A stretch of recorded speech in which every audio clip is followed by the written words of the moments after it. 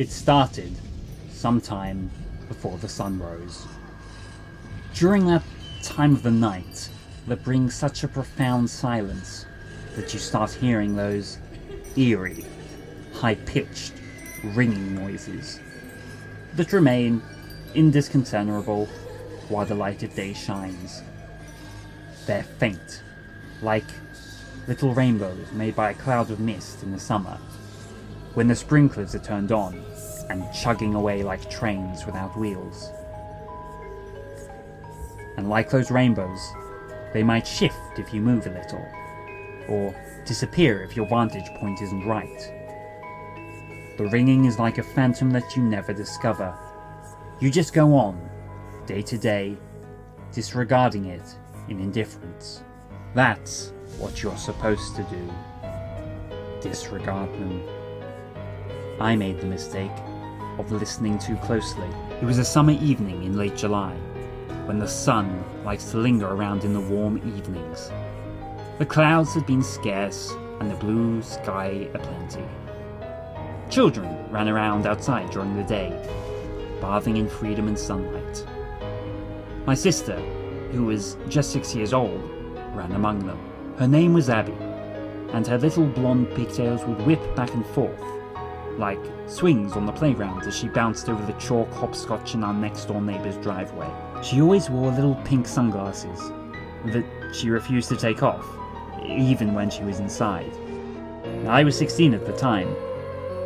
I was tall for my age, but still cruelly held half an inch under 6 feet. My hair hadn't been cut for a while, and it hung down over my eyes like an ugly brown curtain that housekeepers hate. I was a little bit socially awkward. I only had a few friends. I didn't play any sports.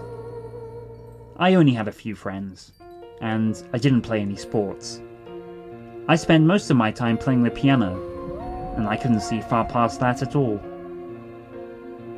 Most of my summer was spent on my sitting at my sadly cheap electric piano, playing through new and old pieces, and occasionally glancing out of the window to make sure my sister was okay. She was a precious little thing, but my parents were somewhat indifferent to the two of us, spending most of their days at work, and only occasionally greeting us when they came home, providing for us just the bare minimum for food and clothes, providing me with the money for piano lessons, but not a way to get there. I usually had to ride my bike, even if it was raining. The biggest surprise of my summer, at that point, was when my father drove home on that summer evening with a piano, cabled and tarped, in the back of his 4x4. I furrowed my eyebrows as I looked out the window from my usual spot, wondering what could possibly be hiding under that blue tarp. When I came out to the driveway, my father was removing the cables, looking unusually proud. "Today's your lucky day, Samuel," my father said, as he pulled the tarp off. It was a baby grand piano. It looked like it had been through 2 world wars and a zombie apocalypse. Huge chunks of the wood were missing, and the E5 key was gone, leaving an empty socket. Dents and pock marks covered it like acne, and part of the left leg was absent, giving it a rickety look. "What? How did you get this?" I said, in disbelief. "Some old lady had a garage sale. Said she just wanted to get rid of it. She even gave it to me for free.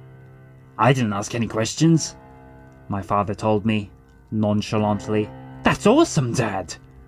Thanks so much!"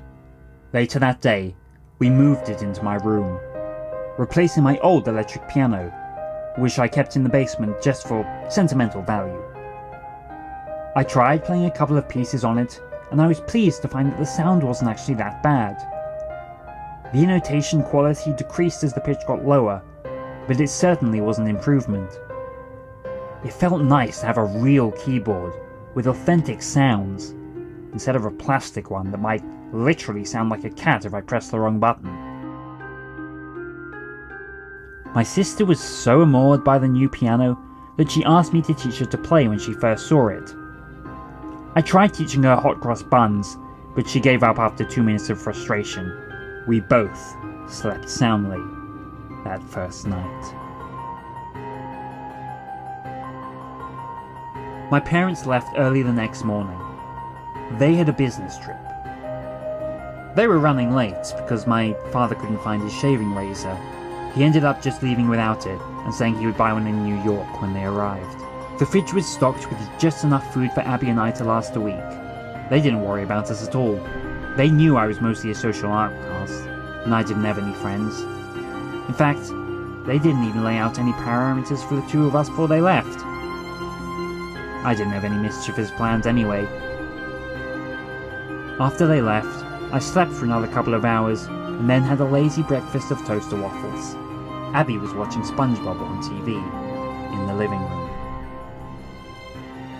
That night was the first night I heard the ringing. Everyone hears it a little bit.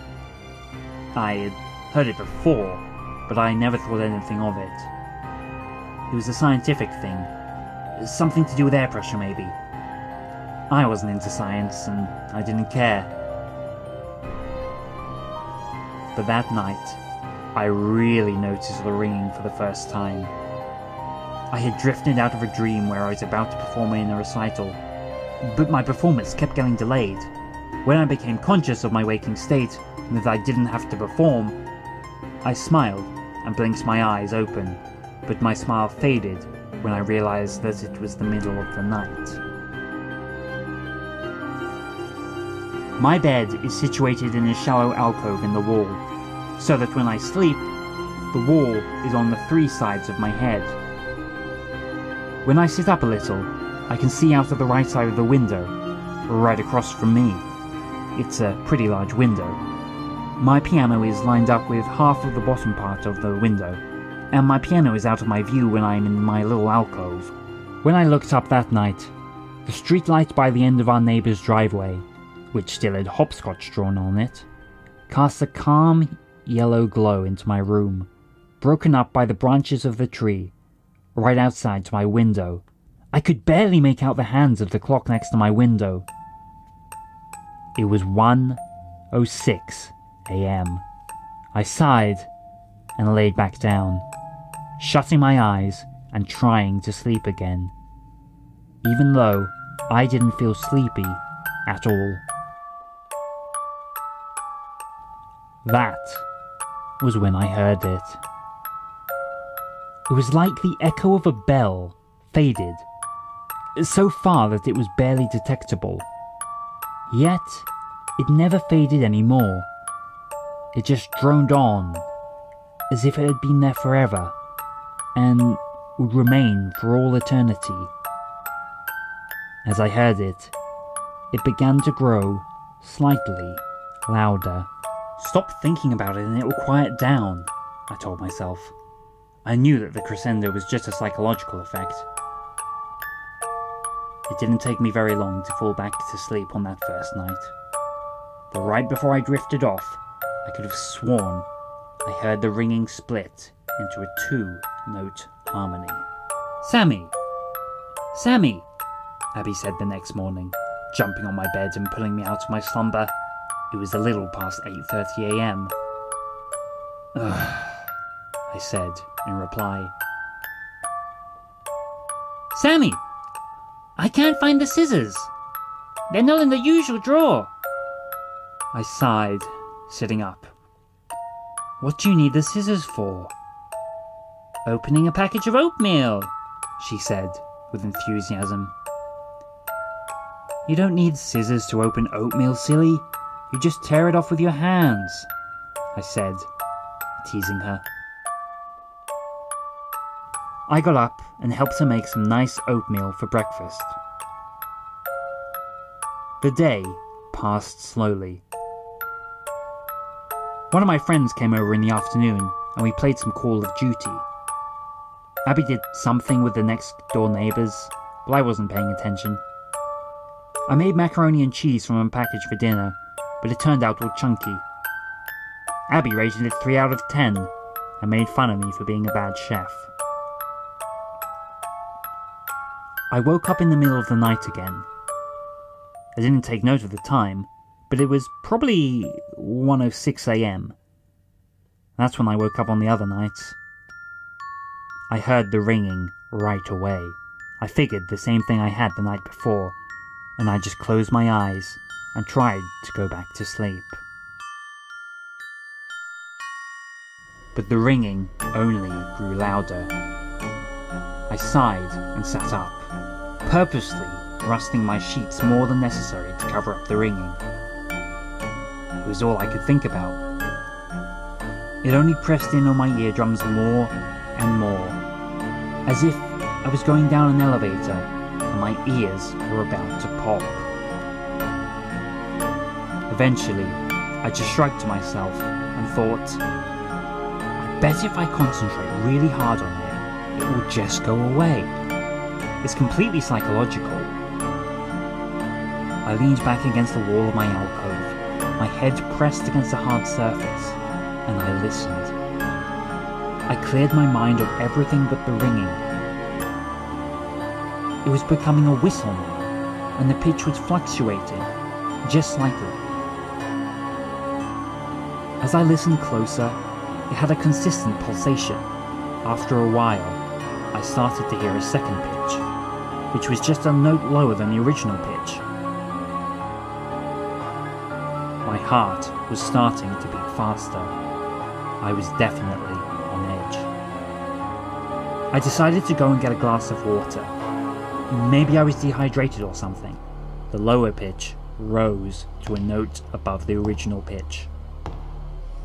I scooched forward in my bed and jolted in fright. There was a shadowy figure sitting in the chair facing my piano. I froze, and a scream caught in my throat for half a second.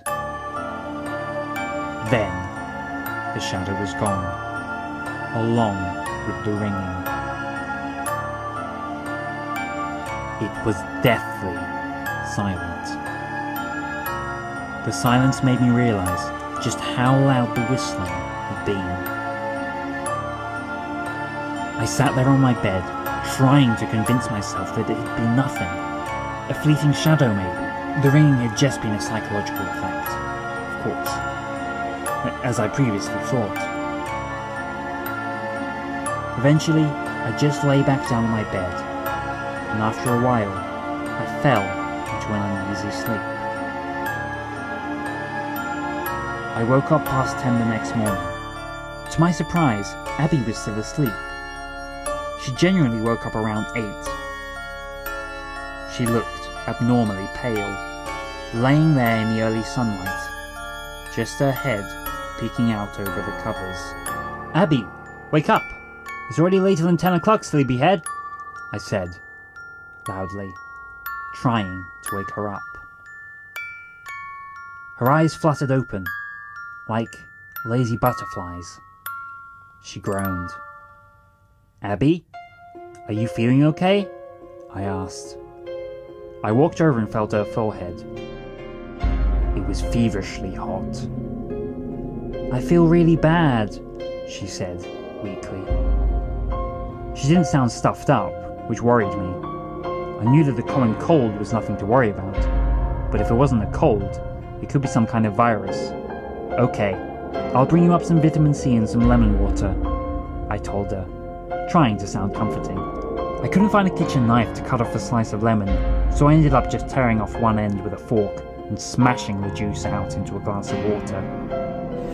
I brought it to her along with a chewable vitamin C tablet.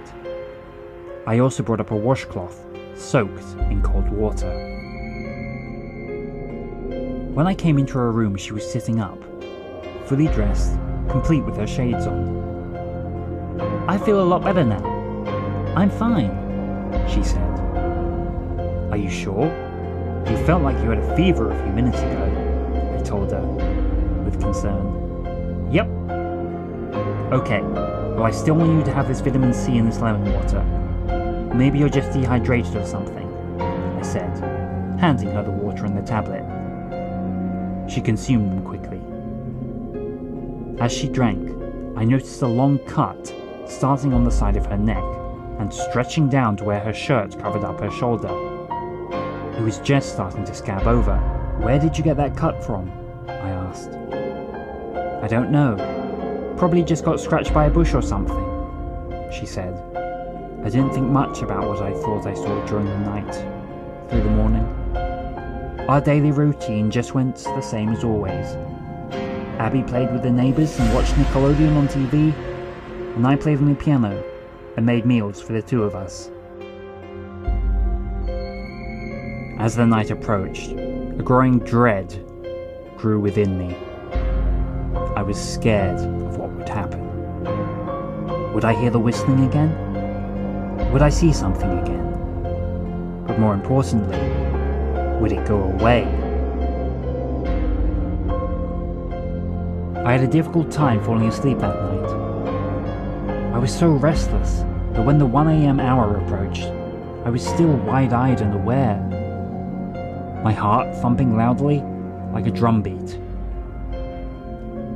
I watched the minute hand of the clock shift from 1:01 to 1:02. Silence. 1:02 to 1:03. Silence. 1:03 to 1:04. I suddenly became aware of how loud my breathing was. 1:04 to 1:05. The wind blew a random gust that sent the shadows of the trees outside my window shivering.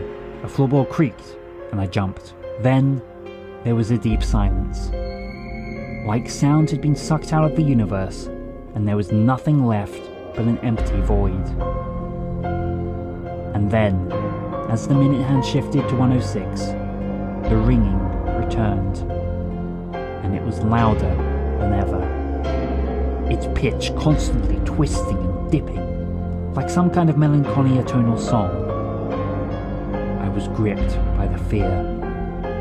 It was the kind of fear that renders you speechless and breathless, that makes your breath stop in your throat, that makes your heart pound like an angry percussionist, that makes the world spin and twist before your eyes.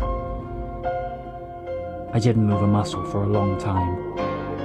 I just sat there, paralyzed. It was 1:15 when the world stopped spinning, and I calmed myself enough to breathe normally. My heart continued to pound against my chest, but I had enough resolve to bite the bullet and poke my head out the alcove to see whatever was sitting by the piano, and hopefully make the ringing stop. It was just an empty chair. I smiled nervously and let out a small laugh. I'd truly been scaring myself past reason.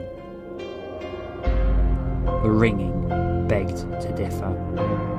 It continued to shift up and down in strange harmonies, except I could pick out the melody of a song now. It was the saddest song I'd ever heard. It was the forlorn howls of a dog watching its owner give its last breath. It was the cries of an angel fallen from heaven. It was the voice of one who had never loved, nor been loved, weeping out of despair. I shook my head angrily and stood up.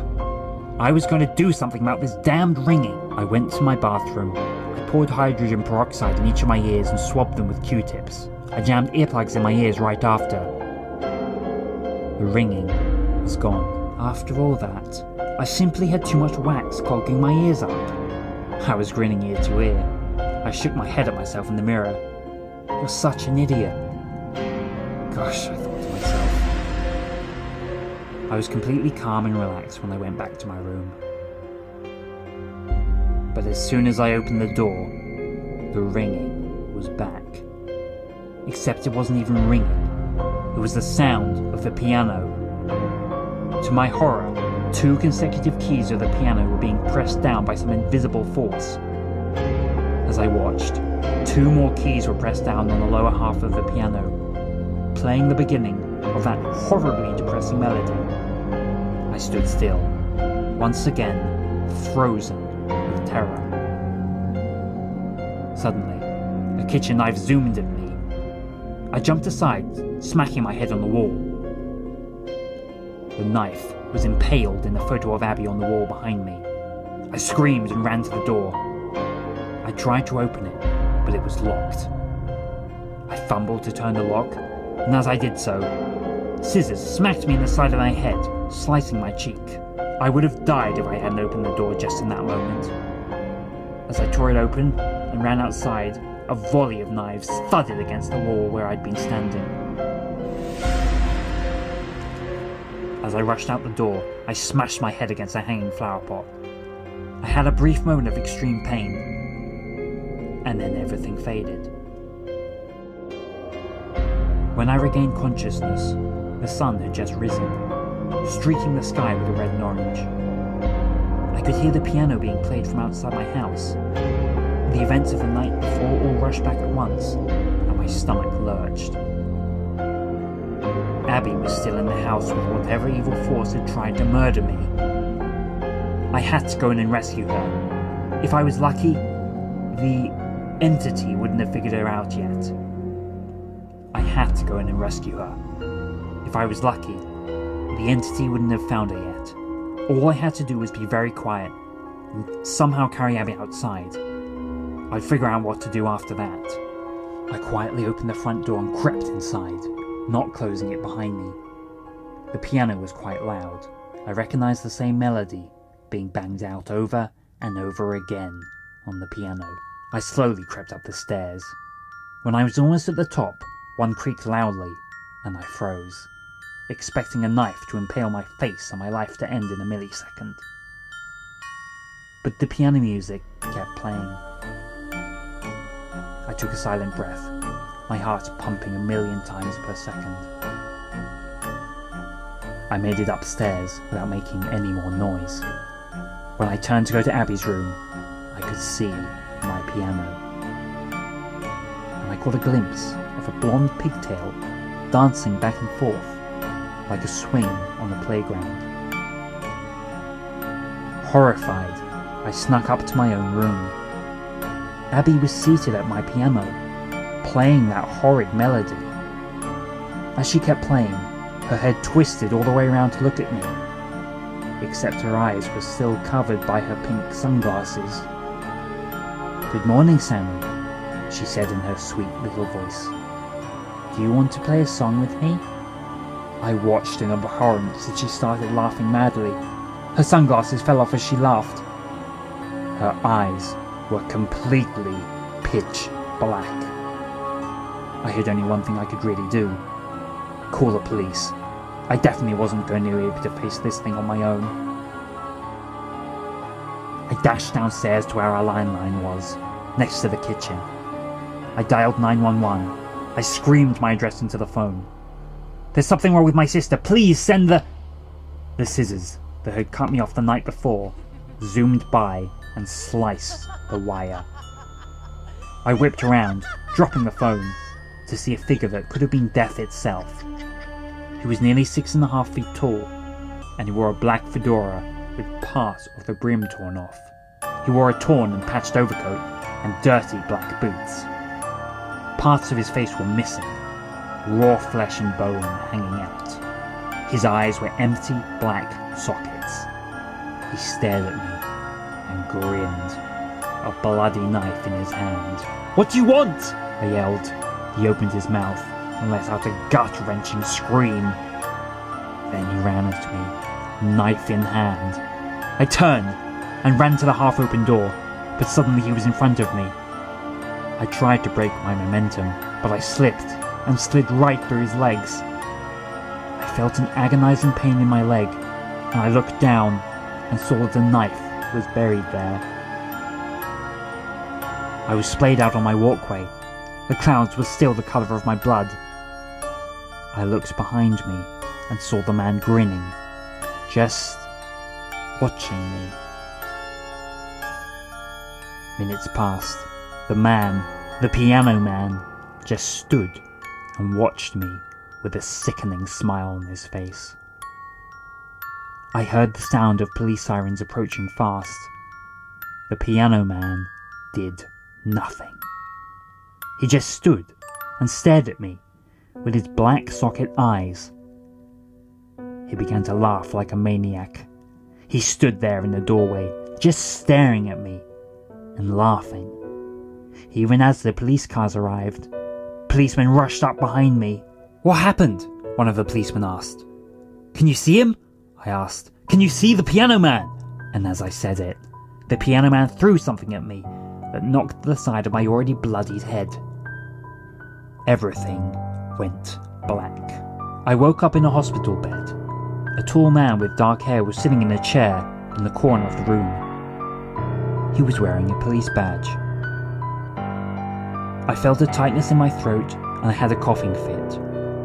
When I was done coughing, I looked up at the man, who was standing up and looking at me with pity and concern. "What happened?" I asked. "You've been out for 2 days. You have multiple concussions and a ton of scratches. It looks like you've really been through the ringer." "What about my sister?" I asked, bracing for the worst. She was found barely alive, with a broken neck and a variety of deep wounds apparently made by razor blades. She's alive, but in a critical condition. "And what about the piano man?" I asked. The man sighed. "The police found no one else in that house." "But that's impossible," I protested. The man gave me a very uneasy look and pulled something out of his back pocket in a plastic bag.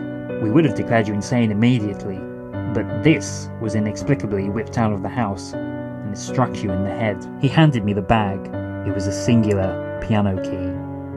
I turned it over.